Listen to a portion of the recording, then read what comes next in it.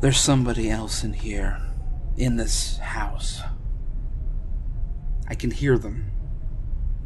I hear footsteps in hallways, doors, clicking closed in distant rooms. I'll walk into a room where smoke rises from a just snuffed candle. Creaking sounds, rhythmic and repetitive, lead me to a bedroom on the second floor where I find a rocking horse cantering back and forth on dusty runners. I watch it slow to a halt. Clip, clop, clip, clop, clip, clop. Not that I should be here either. It was a bad night, rain sluicing down, and the door was ajar. I saw a candle flickering in the first floor window and thought that I might be able to shelter for a while. I called out a greeting in the hallway. Not even echoes in response. I walked from room to deserted room until I found a bedroom and, without meaning to, I slept. I woke after what could have been an hour or a day, with the room muffled by a half-light gloom, and my body stiff from sleeping in damp clothes. Dust and cobwebs caked the windows, and I could see only dim shapes outside. I turned and, for the first time, noticed that a suit of clothes had been laid out on the dresser. Had they been there before I slept? Even now, I'm unsure. I found a jug of water beside the clothes and drank the brackish, stale liquid inside. Then I undressed, changed, and left my own tattered garments on the bed. I've not seen them since. I've never found that room again. Out in the hallway, lights shone dimly from glass globes lining the walls. Rain battered the grimy windows and filled the landing with its clatter. But on the edge of sound, I could hear a piano played hauntingly in a room on the lower floor. Scales repeating. I padded downstairs cautiously, following the sound to a pair of double doors.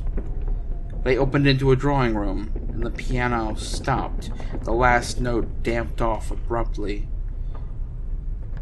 It stood there, a grand, with its keys facing towards me like teeth. Like a smile. I turned, looking around the room, and started in fright as my eye caught movement, my own reflection in a gilt-edged mirror. I smiled ruefully, and as I did so, a jarring crash behind me made my heart leap. I spun around. The piano's fallboard had slammed shut. Had been slammed shut. As I watched, chest heaving, the key slowly turned in the lock. I fled, I admit, out through the double doors and down the hall, past the stairs I'd recently descended, until I caught my foot on a runner and collapsed into a window seat. I sat for a while, with my head in clammy hands, until my breathing slowed to normal. A branch, blown by the wind outside, tapped the leaded glass. Tap, tap. I raised my head and looked down the hallway. Tap, tap.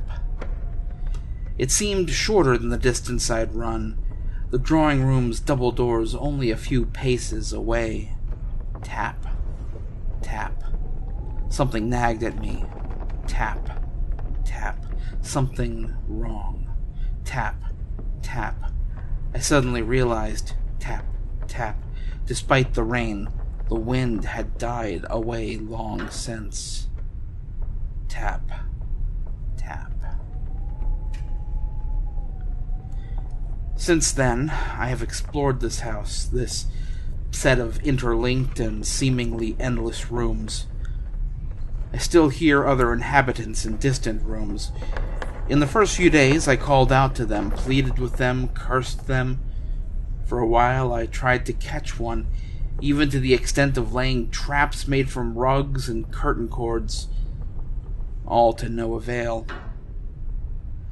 I found fire grates still warm to the touch, baskets lined with fresh breadcrumbs.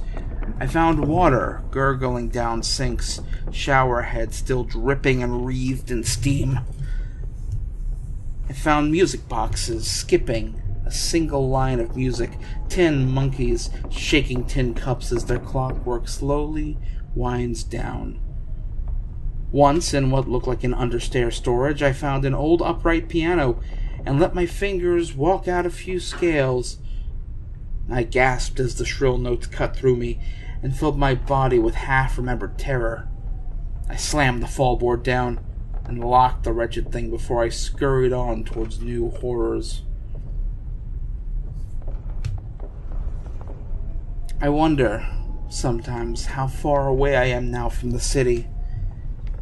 The windows are still grime-smeared and only just translucent, but the dim light coming through them is tinged at the edges with flickering green. The paintings on the walls are strange. The walls themselves are strange in ways I can't express. I feel unwelcome, watched, and barely tolerated. I should leave. I would leave. If I could find my way out.